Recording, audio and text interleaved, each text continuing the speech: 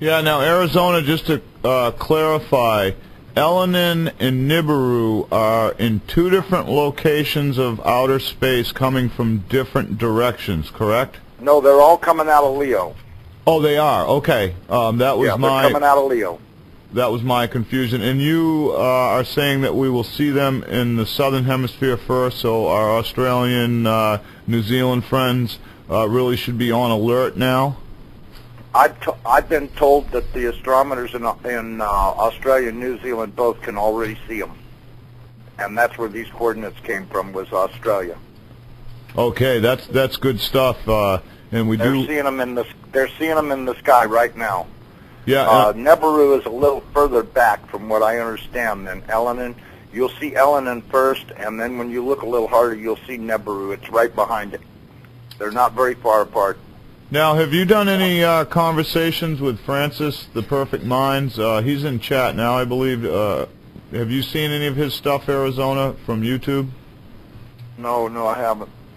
Maybe you two could get together, because he seems to have an awesome amount of knowledge that he actually taught himself and researched, because he wanted to know the truth was what was going on. And of course, as you know, him and Terrell have opposite opinions about the whole deal.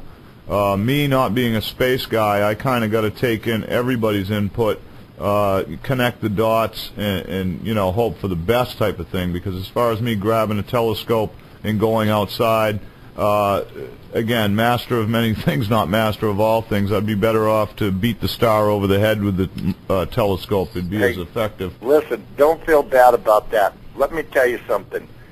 If you spent your entire life studying outer space, you'd be just like Carl Sagan. You'd be standing there at your telescope with your mouth hanging down around your knees, because you'd be totally amazed that, I am really inclined to think that outer space, the universe, whatever you want to call it, goes on beyond anybody's wildest imagination. I think it's way bigger than they think it is, and just like the Star Trek Enterprise, they went out there and traveled and traveled and traveled, and they couldn't even get close to seeing the other side of it. And they talked about it all the time, about how far it might be over to the other side.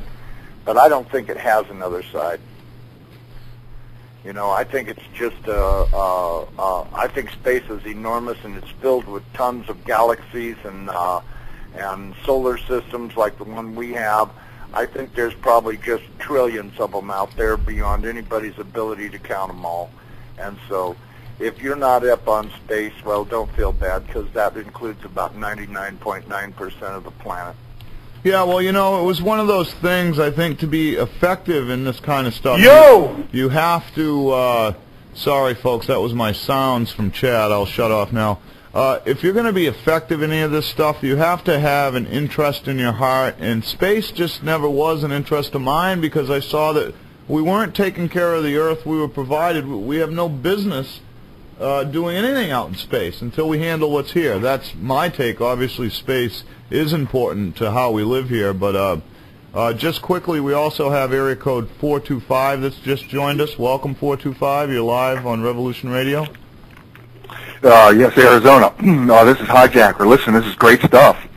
Can you give us some kind of time frame? Is the JPL time frame pretty much what you got lined up? Well, the time frame looks about like Terrell's time frame. The only thing that I can say is that this thing is picking up speed, and right now she's coming in at 26,000.